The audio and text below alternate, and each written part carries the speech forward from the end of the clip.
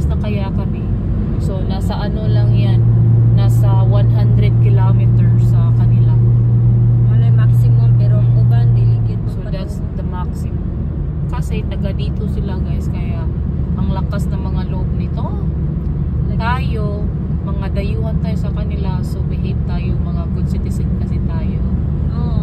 So baka maano tayo, madakip ng pulis, hindi tayo makapunta sa destination natin, hindi na tayo, baka makanding. baka mabunalan ating lubot ng asawa natin. Hindi na tayo payagan magala-gala. So behave tayo, di ba? Behave lang tayo guys. So enjoy lang kayo sa Alberta, Canada guys. So maganda ang Canada guys, especially dito sa Alberta. So kaya ano na mga careers, pasok na kayo sa ano. Ibutang ilagay nyo na yan sa bucket list nyo, yung Alberta, Canada. Hindi kayo magsisisi, maganda talaga dito as in, grabe.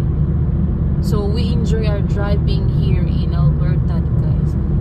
Bukod sa maganda yung daan nila straight, maganda din ang tanawin. So mag-i-enjoy yung yung mata mo, mag-i-enjoy ka talaga. At the same time, yung paa mo, ma-i-enjoy din kasi nag-cross control ka na lang kasi straight yung straight daan. Lang, yahay kayong paa, yahay kayong and then, hindi siya busy. So kung gusto yung iba kanina, yung nagmamadali, pwede sila mag-take over. Ano po sa likod? O yan. Yan o. Magpapas na yan sa amin guys, mamaya. Yan. So, no pressure talaga pag nag-drive kayo dito sa Alberta. Pag nandito na talaga kayo sa Alberta, pagpasok nyo lang sa border, oh my goodness, it's so beautiful. Beautiful. Like the driver is so beautiful guys. Yan, siya yung driver kasi kanina ako yun.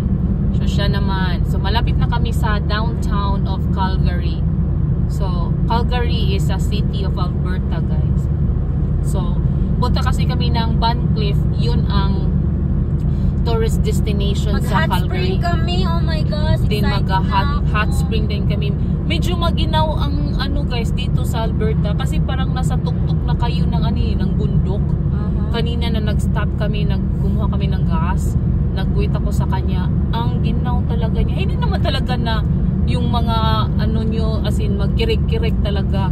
So, chilly lang siya ba? Chilly lang siya talaga.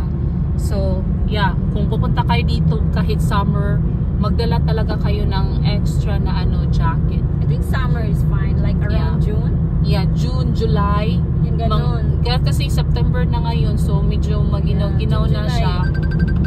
Ay, may nawag yan.